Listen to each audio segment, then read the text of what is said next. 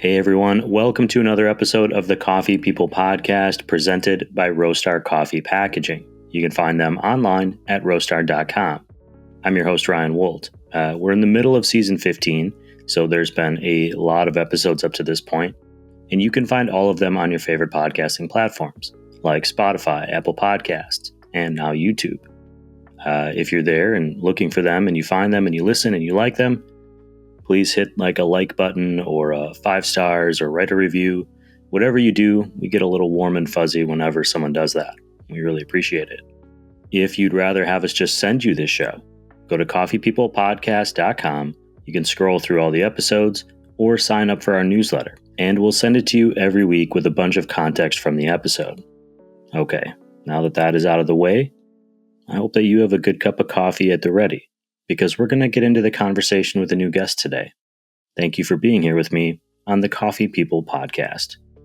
Cheers.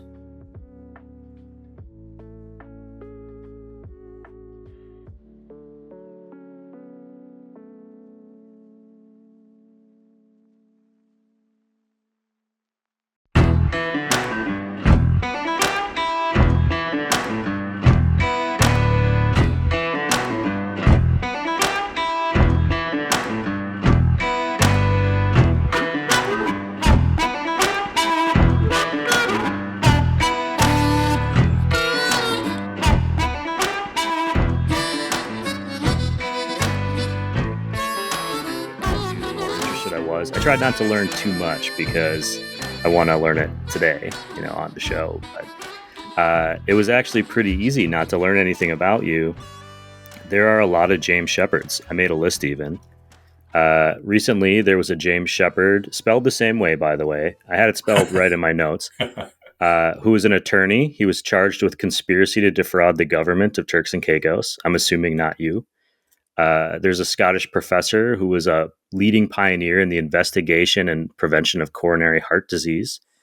There's a real estate agent in Southeast England. In America, you got the founder of what became North Carolina Central University, one of the first Black universities in the Southeast. Also a pharmacist. Right down the street, there's a lecturer for the Christian Science Church named James Sheperd. All the same spelling? I mean, is it all the same spelling? Very specific. There's a guy who makes pop arts focusing a lot on Cheetos. His name is James Sheperd. And a champion cornet playing musician from Northumberland, also James Sheperd. I did have to look up what that was. That kind of sounds about right. That definitely sounds about right. So the point is you have a name that people know, and if you wouldn't mind introducing yourself to the audience with your name and where you work and kind of what your title there is. Sure, no problem. Just tell us now, go for it. Mm-hmm. Yeah, sure. My name is James Sheperd, and I work for Bombora Supplies. I look after kind of sales, definitely around the North American market. That's my kind of position and role. Bombora Supplies, they kind of do coffee supplies and obviously water filtration and cleaning and everything in between. We're kind of a company that try to be neutral. We try and supply everything apart from coffee beans and coffee machines. We try and supply everything else in between. That's Bombora Supplies. I like you neutral. You're like the Switzerland. We don't judge your coffee. We just provide you the means to make it and drink it. You can roast it as dark or as light as you like. We're there to help support you. You mentioned that you're kind of in charge of the North American market for Bombora, but where are you based? Yeah, I'm based in Ireland, in Dublin, Ireland. So thankfully, we're not too far away. Sometimes people question that and they kind of say, so you're in Ireland and you're looking after a market that's already behind time frame wise. But just to confuse it even more, the company I work for and represent are actually Australian, based in Australia. So again, a completely different time zone. But I think my kind of day would start very similar time zone to obviously East Coast. So of course, I'd maybe start a little bit later and obviously carry on through. And then I would take maybe a gap or an hour or two. And then I'd still be online doing calls at my 10 p.m., my 10:30. But that kind of works in favor then, obviously, for the morning time if I want to spend time with the family or do car runs or drop-offs, that kind of thing. Sure. Do you Do you do most of your job virtually then? I mean, I met you in real life here on the West Coast in Portland Yes. not long ago. Uh, That was I mean, lucky for how me, not so lucky for you. gave me someone to talk to that I could curse in front of. Uh, how often are you traveling back and forth over the ocean there? So we're very much in person. We want to deal with people and have a physical presence, not just be virtual and Hmm. not just be an email or website. We actually want to deal with people face to face. We kind of see that approach, that old style, that old fashioned approach, as still the way to do things. I think that I would be in the US or Canada or wherever every 5 to 6 weeks. We normally plan a trip, Wow. and so on that kind of planning aspect, you're kind of making sure of what area you're going to, what customers do you have there, making sure you got appointments obviously organized, and then follow up calls. We try and keep it as lighthearted as possible, and of course now we've built up good relationships. We've got friendships, so it's more about friendships and network and relationships. Hence where we met in Roast Summit. Um, I have all these questions kind of about your backstory, but that leads me into something I want to make sure that we get to, which is we're at a weird time in the world politically. I think everybody thinks they're always at a weird time, but this one feels like travel is a little bit more confusing, especially people traveling to the United States for work. Has that impacted what you do or how you have to think about your trips and your travel and your work stuff, or how you are, because you're importing product kind of all over the world. So I would imagine there's kind of a daily, okay, what's our status today, which is not necessarily how it's been. Yeah, without doubt. I think obviously we're in challenging times. There's no one in our industry, not just in North America, but I think across the globe, that are being impacted by challenges, whether it be shipping costs or whether it be tariffs or the price of coffee. Even if you take that subject away, but we're a manufacturer. We manufacture products and Hmm. we export them and we obviously import them around the world.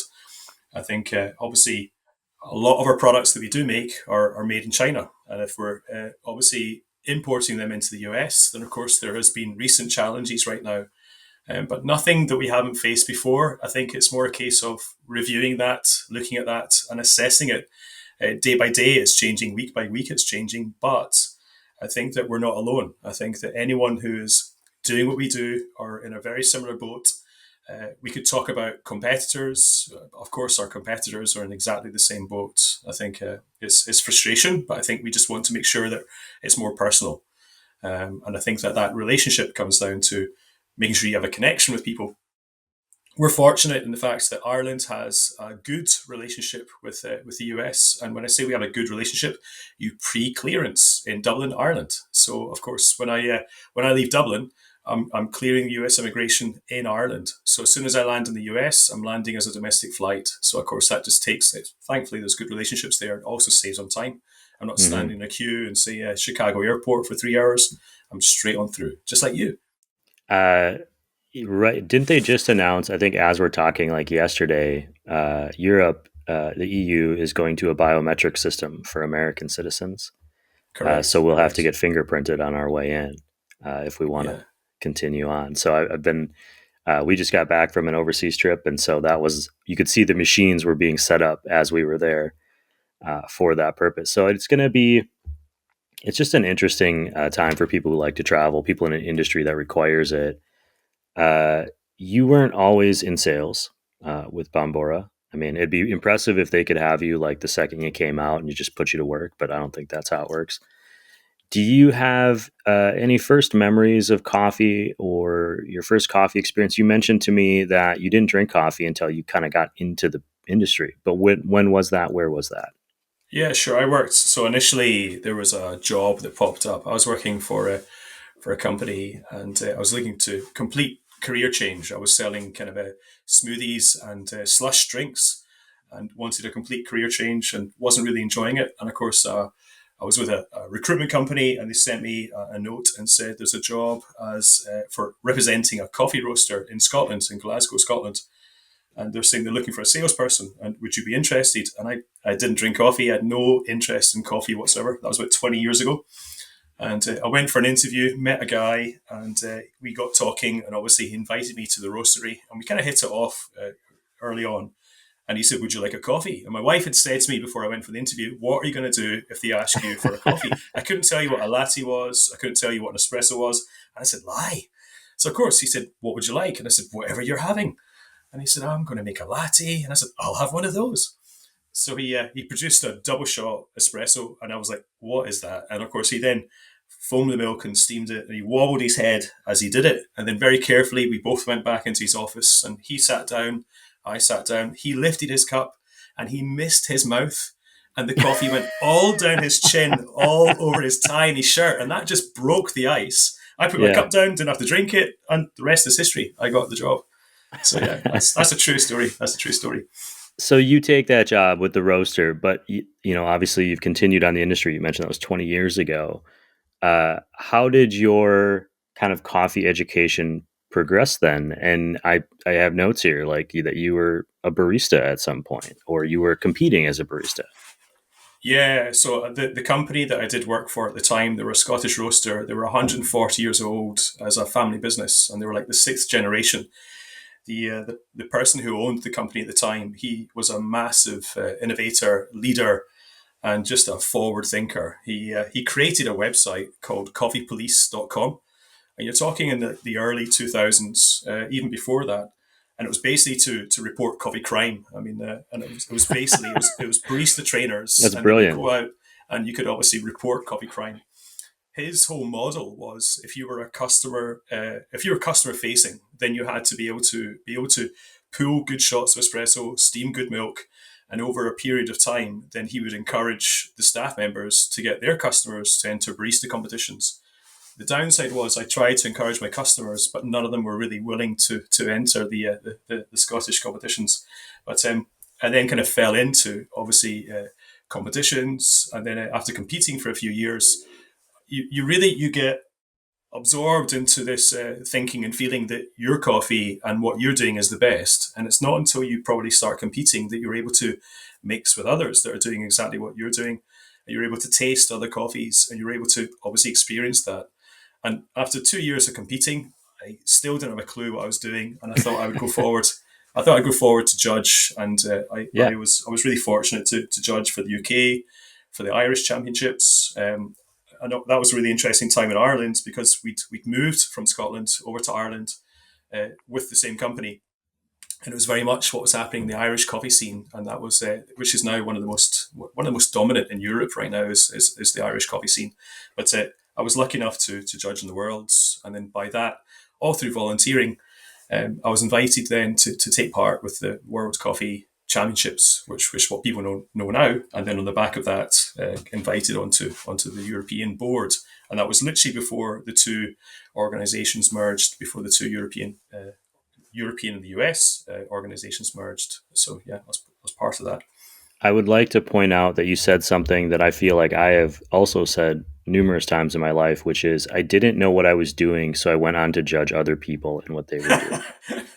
Well, competing. So, of course, it's more a case of go and learn about the rules of the competition in a way. And I think that if anyone's ever competed and then they've gone into judging, I think there's an awful lot more empathy there because you've been on the other side. There's an awful lot of people that just go straight into judging. And of course, they haven't had that experience of being behind a bar. They've not had the experience of shaking like a leaf, trying to memorize your coffee descriptions and presenting your coffees. So of course it's an extremely intimidating thing to anyone who competes. And of course Milan is coming up this Friday, and that's where the World's Barista Championships are taking place over the next 5 days, over the next little while.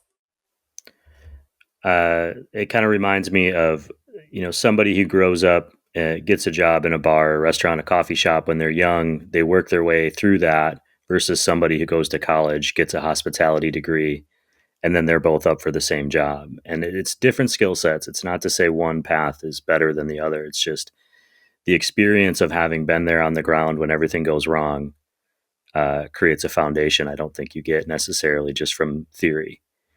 Definitely not. Again, back to what you said originally, like a part of our induction and part of our training, no matter where you were working for that coffee roaster, the roaster, the owner actually had a few coffee shops called Tinderbox in Glasgow, and he would encourage the staff to put their hands up and say, "Hey, go and do some shifts, experience this. So when you are talking to customers, you've got some knowledge on this." And I was lucky enough to do a few shifts. Probably enjoyed it more than others in terms of that chaotic side. But it was a good learning curve, and one you try and take. I think regarding all of this, I think the most important thing, you could bring it back to what we discussed earlier on. It comes down to that face-to-face contact that we talked about earlier, and there's nothing more engaging than being able to interact with somebody on a one-to-one, whether it be in a group. You can only do so much when you're online. And I think we kind of learned that from our pandemic time when everybody went virtual. And that's very much where our company right now stands. And that is that they've realized, yes, you can do so much from afar, but you have to be face-to-face. You have to be able to go and see people and present and talk and educate. It's all about education. Well, and it's harder to say no to someone who's putting in the time and the effort to come and see you. I mean, it's easy to say no to an email. Yeah, it's been many no's. But a lot of times it's not necessarily a no because they don't want or need or a product or a company, but there's no context in an email. You can't ask an email a question. You can, but you're not getting that instant response and back and forth, which is so important.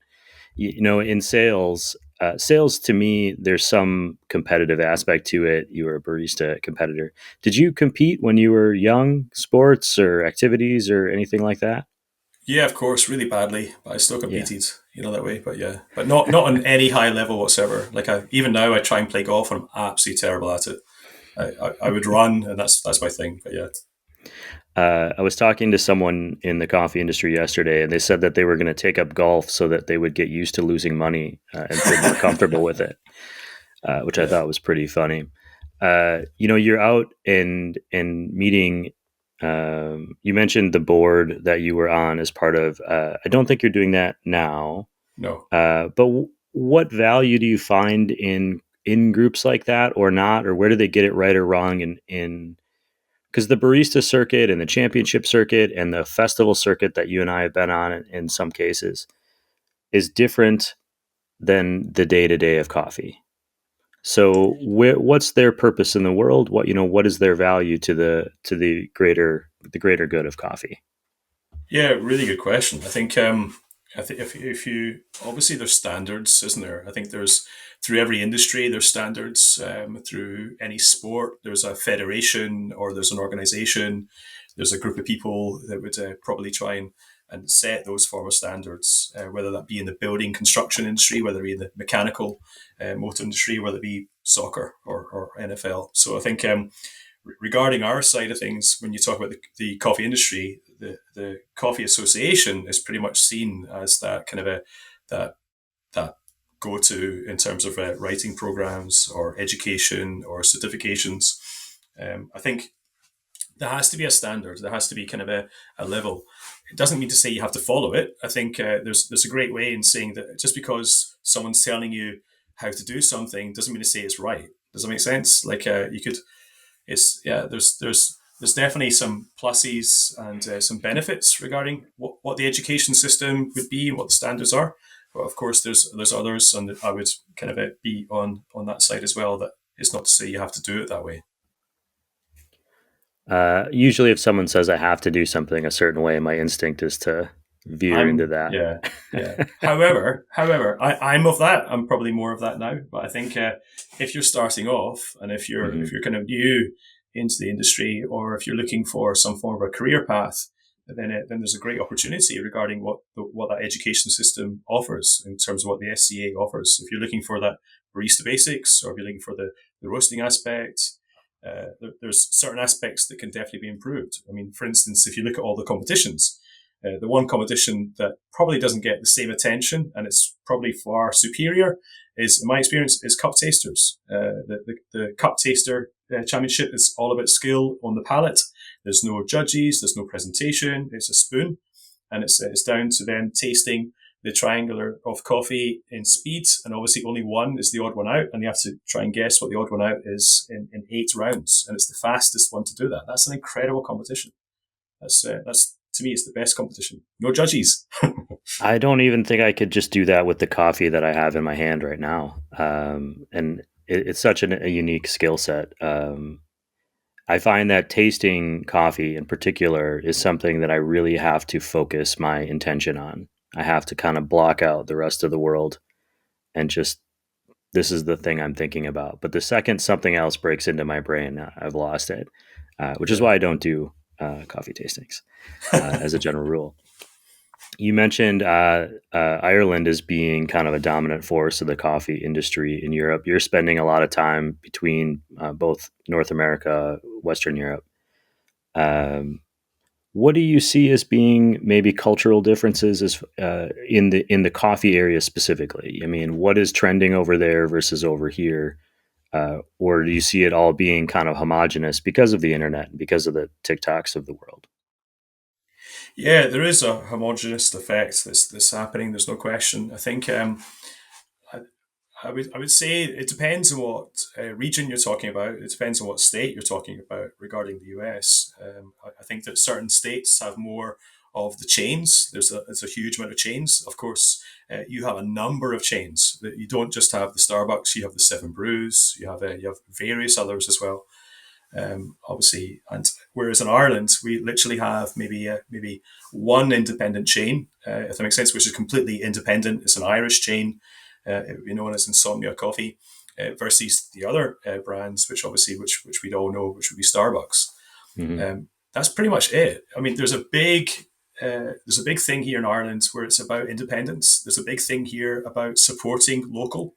And that's obviously we're counties as well. There's a number of counties in Ireland. There's County Dublin, County Cork, County Galway, obviously a number of them, including the counties in the north. And I'd like to think that there's a huge regard to those that are roasting. There's an awful lot of those that are roasting, which of course there's always a little bit of competition, but there's more kind of synergy in terms of sharing knowledge, more about the community. If there's events happening, if there's a public cupping, or if there's the AeroPress Championships, everybody gets together. There's still one kind of large Irish roaster, and they've always kind of led through education. They're over 150, 160 years old, and they're kind of like a household name, if that makes sense. So if you go to someone's house and they have that brand of tea or they have that brand of coffee, there's a nostalgia there, if that makes sense. Hmm. But of course, the micro roasters and some other larger roasters as well have done a very good job in obviously helping to develop that market. I would say that if my understanding of basic history is right, independence has always been a big deal in Ireland and Scotland and in England. Yeah, I think people are proud. I mean, obviously, yeah, they're very, very proud of where they live, where they're from, and also that would come down to their county as well. So they'd be extremely loyal to that particular area. Of course, they'll love Ireland, but if they live in a particular area, like County Hmm. Meath, for instance, which the neighbour County Dublin, they'll be very protective of the county that they live in, and they'll be vocal about it in a friendly way, but still very vocal about it. Sure, that's an interesting thing that I think a lot of Americans are going through right now. I know, I am the pride of place. Even if you disagree with things or agree, you don't have to necessarily uh, be proud of the place you are at the detriment to others. You can just be proud that I represent this place. There's a coffee roaster in Wisconsin, which is the state that I'm from, called Ruby Coffee, and they do such a great job. And I'm very impressed with the business they've built in a very small community. And it makes me proud to be from a place where someone is doing that. It has nothing to do with anyone else's is game, and that's kind of how I relate to it. Uh, you know, you've been doing this now for, you said, almost 20 years. Yes, 20 plus, yeah. 20 plus. Uh, how has your perspective changed as a salesperson from then to now, knowing that it's going to be impacted both by outside factors, but also you growing as a person and your family growing and what you want out of life? Yeah, I think the most important thing there is you cannot get cynical. I think it'd be very easy when you're in an industry, any industry, for so long. It's hard not to get cynical and be Mm-hmm. pessimistic. It's probably not within my makeup to be that kind of person. I'd be very much an optimist. I'd always look to see what the positive is, and kind of be grateful for the opportunities that we actually have. I think literally today we had a call with a new startup, for instance, in South Carolina. They're looking to start up a business. They're looking to have a physical store, like an actual walk-in store, look at the products, hold products, as well as having an online presence. And they're not going to be a roaster, but it's trying to speak with them and actually allowing them the knowledge, allowing them the opportunity to say that this is an extremely good industry. They've not come from the industry; they've come from a medical background in terms of selling medical supplies, and they've taken the path because obviously they see something interesting what the coffee industry is. And from a very short space of time, they've actually recognised that the willingness of people in our industry to help and to support is second to none. And I think that that's not just in Ireland, it's not just in North America. Thankfully, that is global. And I think that when you consider the challenges that we're all going through, whether they're personal, whether they're business, the great thing is that we all come together for what is a cup of coffee. And we can talk about it until the cows come home. And we can learn from each other. And I think that even when you consider we went to Roast Summit, you look at people there and you had all different ages, you had all different experiences, and you had those that were in their infancy, you had those that maybe been 5 years in the industry or 10 or 15 years in the industry. Everybody was supporting each other, and that's what is really, really impressive. So it's hard to be demotivated by that. You kind of get uplifted. I would almost consider that to be like good coffee smarter advice, for somebody in the industry. I'm wondering if you have a piece of life advice outside of coffee, just something that you kind of live by or that you've heard over the years that has stuck with you and you apply to your day to day. Oof, yeah, help people, like help others. Like generally, like there's so many times where people try and crawl over others, but it's a good thing to help other people, and whether that be in our industry. I think I've got kids. My kids were like I think it's we can offer something, if that makes sense, and I think there's an opportunity for youth to get more involved, and I think that like a youth project for coffee is definitely something that I'm passionate about, and that I'd like to be able to have some form of impact with. And because you're helping people at the starting stages to say, hey, okay, there's something definitely here. Whether you go in to be a barista, whether you go in to be a coffee tech, if you want to be front of house or back of house, there's something along there. If you want to take it with you on your travels, if you want to go and study and do whatever that degree might be, if you want to come back to coffee will always be there for you. When you say youth, I assume youth is anything younger than me by one day. Well, I consider maybe 2 days, maybe two. Okay, 2 days. How does your family feel about your international commuting? Do they think that's cool? Do they miss you? Are they happy you're gone for a week every now and again? I mean, how do you manage that balance? Well, I get 5 weeks back at home in the house, like when I'm not traveling, between 5 to 6 weeks where I'm physically here as a person, and of course I can also be that annoying guy, very annoying guy. So there's definitely times where like, please go, and then there's other times like, hey, like welcome back. But yeah, there's always a balance. I've been more present in physical like person in this job than I have in previous, and yeah, I think that's important as well. I think thankfully. Some people in the house find me funny. Not everyone, but some people find me funny. And when they don't, then I try and keep my mouth shut, which is kind of hard. Another good piece of advice. My wife and I are about to celebrate our 20-year wedding anniversary. And Congratulations. I learned a long time ago that it doesn't matter if I'm funny to everyone else. It only matters if I'm funny to her. Yeah. So as long as she's laughing, I'm okay. And 100%. That's my only advice to anyone thinking about getting married or in a long relationship.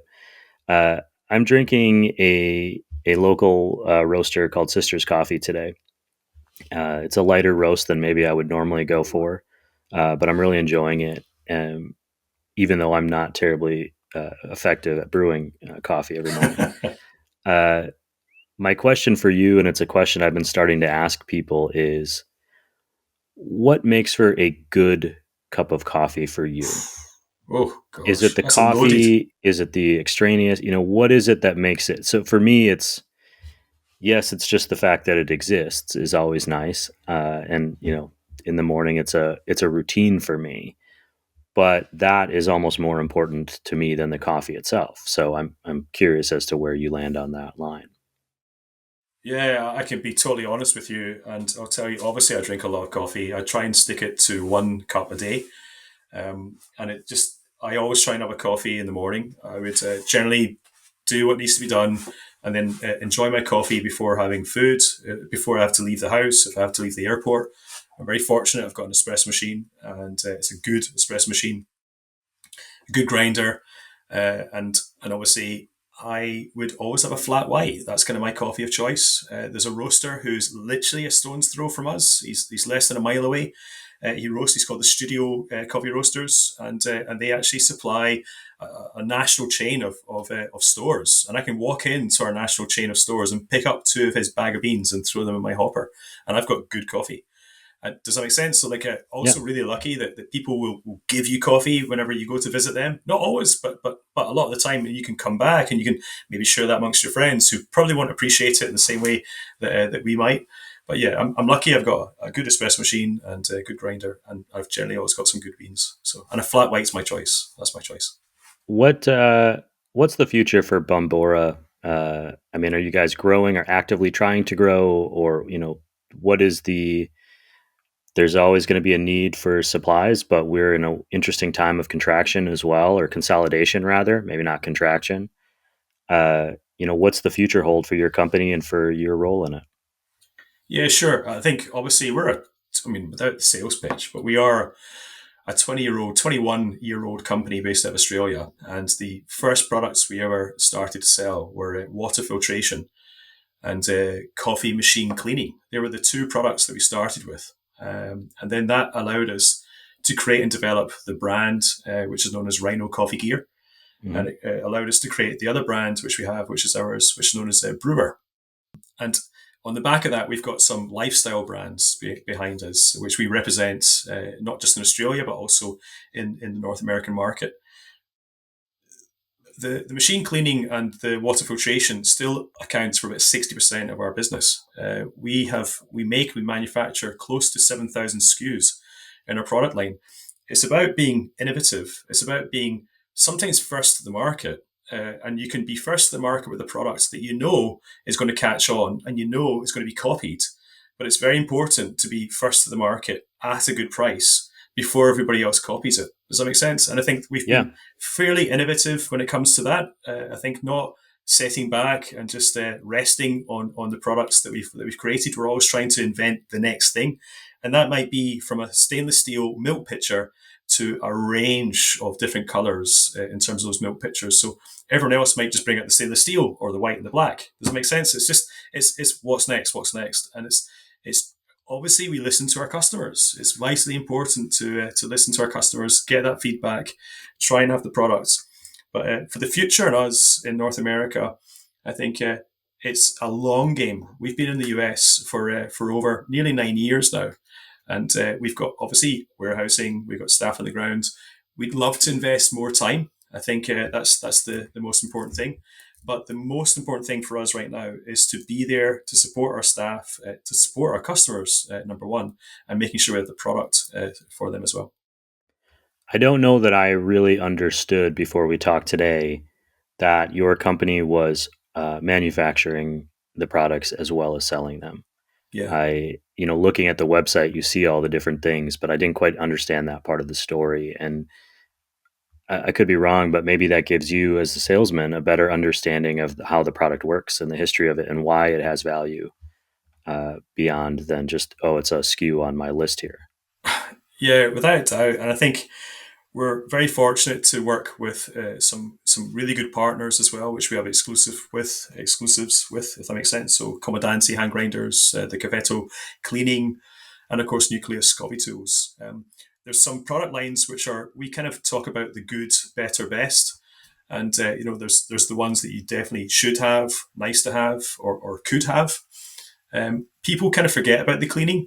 they don't really put it on the radar, but it's a product that has to be used every single day. Like if you want to have obviously functional cleaning, hygienic machines, then obviously cleaning is the thing they kind of forget about. They almost look at what's the new hand tamper with the needles on it, or what's the vibration tool known as the NCD Pulse, but they forget about the practical side of things. So it's making sure we have more practical things and just being relevant is vitally important. I have a question for you from an interested third party who sent this to me and wanted me to ask very specifically, but they were wondering if you could speak to how good you are at the arcade game Duck Hunter. Well, I would say if I've had a beer or two, I'm really, really good. And if I'm really focusing, then I'd probably be terrible. Yeah, let's be honest. I was thinking about this morning and just a little bit on the arcade thing, but I grew up in the late 80s, early 90s as a kid, going to play video games at the bowling alley or wherever I was going. And it was my first lesson in finite resource and also budgeting. And it was because there was this transition between when video games cost a quarter to 2 or 3 or 4 quarters. And so I could play there'd only be one video game. And if that's the game I wanted and someone else had it, not available, finite resource. But on the other side of that, if the game I wanted to play, say NBA Jam, was 75 cents, but Miss Pac-Man was a quarter, did I want one game versus 3, over the course of a morning? And quarters weren't always easy to come by. So a little lesson you can find as you get old. This is my advice to anyone listening. You will find lessons from your past everywhere. That is, especially when it comes to budgeting on how many games you can play. We never had them in the bowling alleys. Our amusement arcades were called Puggies. It was shall we go down to the Puggies, and you jump on your bike literally and not have quarters. We'd have obviously 50 pence pieces or 20 pence pieces, and but I was never as good at the budgeting as what you've just suggested. I had no regard or thought. I just put it in. It was Kickboxer or whatever, Street Fighter it was we were trying to play. Yeah, I was always... It's amazing how fast you can go on 2 fingers with those buttons. We just stayed in an Airbnb that had a Miss Pac-Man machine, and it was the first time I think my wife has ever seen me so focused. She's like, you should focus like this when you're like cleaning and stuff. And I was like, it's different. Anything that I missed today, or anything about coffee or the industry or Bombora that you wanted to share that I didn't get to? I think I'm really bad, believe it or not. You might not know this, but I'm really bad at answering questions. I'm much, much better at asking questions just because I'm normally on the other side. As a salesperson, it's good to keep people talking and to get information from them in terms of that extraction. So it's not natural for me, if that makes sense, because it's not the norm. It's not the norm. Is probably what I'm trying to say. Sure. Well, I think you did just fine, and I could, that accent, no problem. Smooth. Cool. No subtitles. Well, I didn't say that. James, a real pleasure to chat and learn more about you. Anyone listening, you can head to bomborasupplies.com. That link will be in our show notes and in our newsletter. And if you need coffee supplies, reach out to James Sheperd. Thanks a lot, Ryan. Appreciate it.